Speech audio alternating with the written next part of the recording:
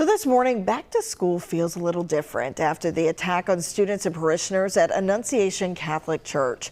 We've learned 21 people were hurt when the shooter fired into a mass last Wednesday. 2 children, 8-year-old Fletcher Merkel and 10-year-old Harper Moisky, were killed. And families all across Minnesota are showing their support. In East Bethel, parents organized a back-to-school blessing last night and called for an end to gun violence. I feel it was a really good turnout here. I don't know the other sites, but I know that there were a lot of people that had committed to going. So, and we do know in Scripture it says when 2 or more people gather in prayer, the Lord hears our prayers. So we know that our prayers were heard. 3 other schools in the St. Francis area also held prayer groups last night. So this morning we know the backpacks are full, the lunches are packed or maybe getting packed, the bus is already rolling, and thousands of Twin Cities Metro students are heading back to school. But as classrooms fill back up, many parents are focused on the safety of their kids. Joining us from Minneapolis is our Barrett Leone, hearing the concerns and how local law enforcement is stepping up. Barrett, we understand that Minneapolis police have called in some help for this first week back to school. Yeah, that's right, Shayla and Heather. And Minneapolis isn't the only city that's doing that. We know that this year is a little different heading back into the classroom. Here at South High School in Minneapolis, we're seeing some educators step into the building. It's soon going to be filled with students and teachers ready for the school year, but there's a bit of heaviness, some unease for families and parents, educators too, in light of everything that happened last week. So earlier this morning, we had a one-on-one with Minneapolis Police Chief Brian O'Hara about what the police department is doing to provide some peace to folks. Now, we know that for at least the next week, you'll notice patrolling around schools and churches. The chief says that they're teaming up with more than a dozen agencies to make that happen. He hopes that presence can provide a peace of mind and a sense of safety to students, teachers, and everyone in the community. Chief O'Hara tells us that he's proud of his team's response to this horrific attack at Annunciation last week, and the community is too, but he understands why people are feeling anxious. The chief says that's why visibility within the community is so important. It's so important for us to try and be present as much as we can. Our officers are going to be driving around all of the different schools in town, trying to be as visible as possible, because we want to be able to give some sense of ease that there is someone looking out for your kids. And the chief also talked about the community doing its part as well. If you see something, say something. We also know that, again, similar stories are playing out across the metro. St. Paul is also upping its patrolling around its private and public schools within the district. Right, it's really all hands on deck, parents, kids, educators, everyone reporting if they see anything, and of course law enforcement doing their part to help make sure everyone feels safe this week back to school. Our Barrett Leone reporting. Thank you so much, Barrett.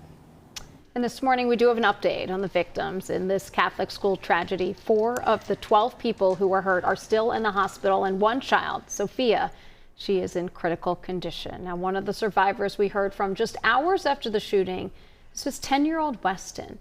He told us that his friend Victor had laid on top of him and saved him, but Weston knew right away that something had hit him. The shots were like right next to me. I think I got like gunpowder on my neck. Now, since that interview on that day of the shooting, doctors discovered a bullet fragment lodged in Weston's neck. It's dangerously close to an artery. He will need surgery to remove it. Now, as for his friend Victor, we're happy to share he is out of the hospital and is recovering at home.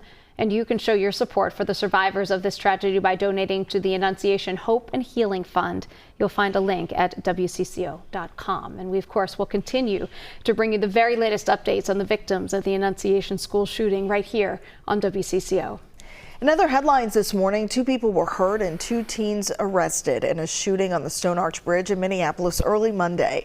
Police say a fight between 2 groups led to the gunfire. A man and woman both went to the hospital but are expected to be okay. Police arrested a 17 and 19-year-old. Investigators did find a gun on the bridge. Nearly 24 people spent their holiday cleaning up shattered glass after more car break-ins over the weekend. Minneapolis police say at least 22 vehicles had windows smashed around the city on Monday. Several agencies joined the search for the suspects, but there were no arrests. This comes after a weeks-long smashing spree with nearly 600 reports of break-ins since mid-July. Police chief is urging residents to call 911 right away if they see or hear something. And it was a scary situation. This is on a southern Minnesota highway that was caught on camera. You can see it right there. An escaped longhorn charging at people and blocking traffic over the weekend. This happened near Dodge Center. It was Sunday afternoon. Authorities say that the cow wandered along the railroad tracks and then ended up slowing down traffic here on Highway 14. The cow was aggressive towards multiple people, even injured one. The Dodge County Sheriff's Office tried to capture it, but say they eventually had to shoot the cow because of the risk to public safety. New traffic safety cameras will soon be watching for dangerous drivers in Minneapolis. The city's traffic safety pilot program will have cameras at the 5 locations on your screen. They say it's an effort to slow down speeding drivers and avoid dangerous and sometimes deadly crashes. Enforcement starts sometime this month. Now a reminder, the first offense is a warning. After that, fines start at $40 if caught doing 10 or more over. That fine doubles to $80 if you're caught doing 20 miles over the speed limit or more.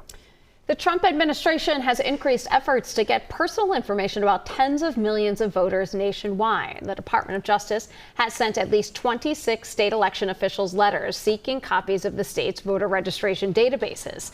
That information includes voters' names, birth dates, addresses, and driver's license numbers, as well as the last 4 digits of your social security number. The DOJ said its goal is to ensure compliance with a federal law requiring states to maintain accurate voter rolls. Some state officials, including right here in Minnesota, have refused to comply with the demands. They cite voter privacy. They say that the DOJ is overstepping its authority. Today marks 80 years since the end of World War II. Japan signed a formal surrender on September 2nd, 1945. The signing ceremony was held on the deck of the battleship USS Missouri in Tokyo Bay. Americans celebrated in the weeks before after President Harry Truman announced Japan's surrender from the White House in August. World War II was one of the deadliest and most destructive conflicts in history. It also marks the only time a nuclear weapon has ever been used in warfare. This morning, there will be an event in St. Paul to move the first gun used in World War II. The USS Ward gun will go from the Veterans Service Building to the Minnesota Military and Veterans Museum near Camp Ripley. It's happening at 11 with a VJ Day commemoration following at 11:45.